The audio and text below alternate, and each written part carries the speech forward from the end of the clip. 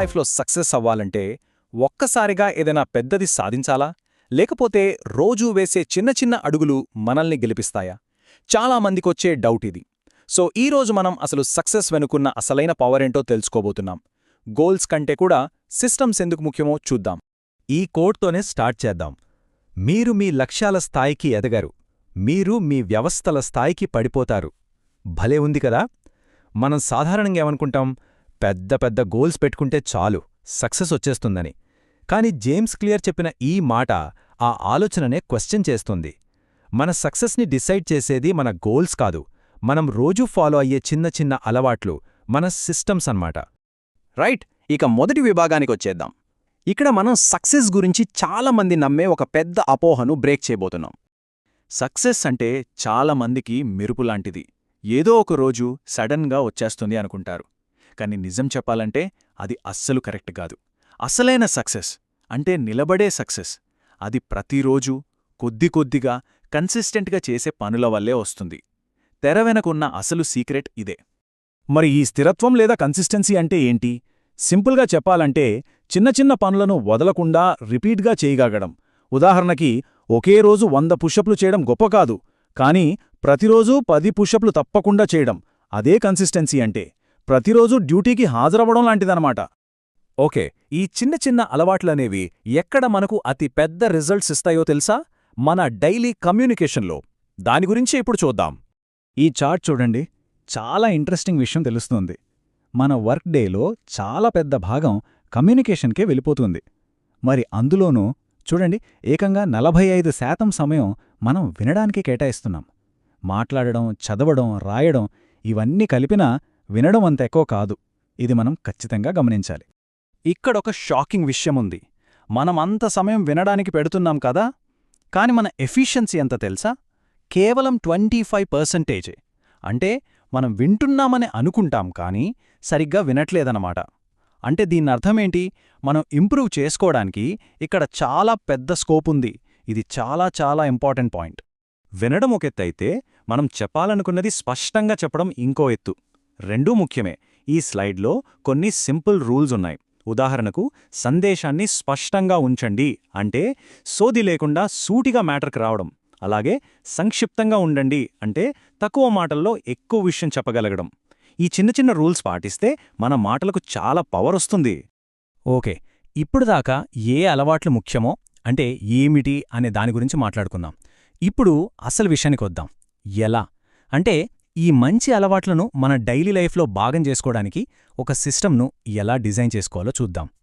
ఇది చూడండి, మోటివేషన్ మనల్ని స్టార్ట్ చేయిస్తుంది, కాని కన్సిస్టెన్సీ మనల్ని ముందుకు తీసుకెళ్తుంది.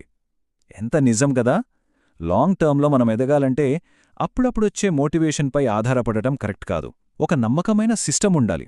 మోటివేషన్ ఒక చిన్న నిప్పురవ లాంటిదైతే, సిస్టమ్ అనేది ఆగకుండా నడిచే ఇంజిన్ లాంటిది.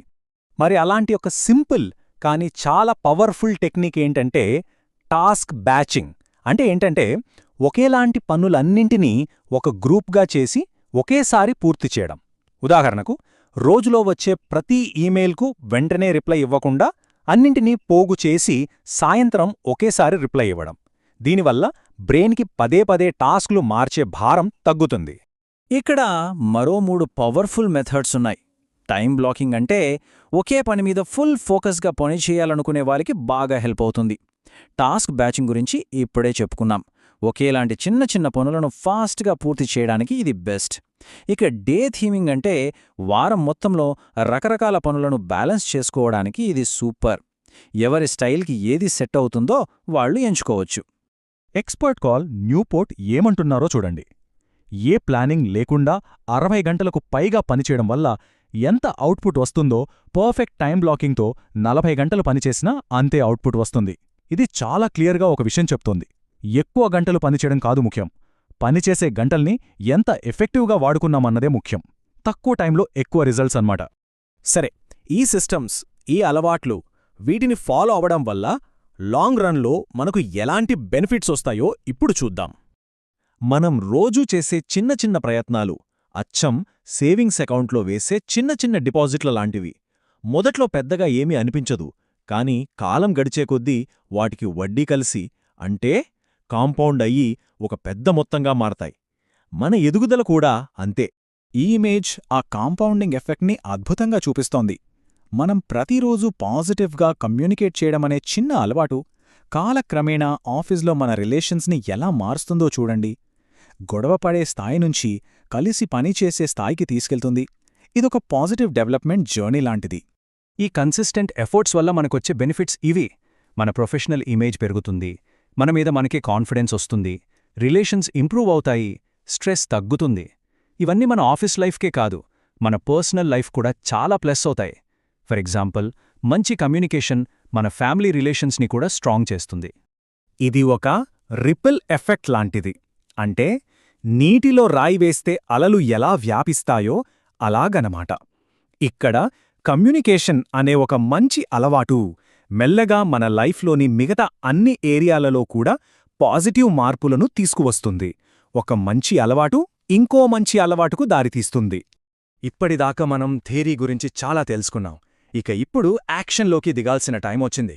మన ఫైనల్ మోస్ట్ ఇంపార్టెంట్ సెక్షన్కి వెళ్దాం. మరి వెంటనే స్టార్ట్ చేయడానికి ఇక్కడొక సింపుల్ క్వెశ్చన్. రేపటి క్యాలెండర్లో కేవలం ఒక 15 నిమిషాల కమ్యూనికేషన్ బ్లాక్ను యాడ్ చేయగలరా? అది మీ టీమ్మేట్తో మాట్లాడడానికైనా కావచ్చు, లేదా సైలెంట్గా కూర్చుని అవతలి వాళ్లు చెప్పేది వినడం ప్రాక్టీస్ చేయడానికైనా కావచ్చు. ఏదైనా సరే, ఒక చిన్న స్టెప్తో మొదలుపెట్టడమే ఇక్కడ ముఖ్యం. ఒక విషయం గుర్తుంచుకోవాలి. విజయం అనేది ఒక్క రోజులో కట్టే తాజ్మహల్ కాదు. అది రోజూ ఇటుకా పేర్చి కట్టే ఒక పెద్ద ఇల్లులాంటిది.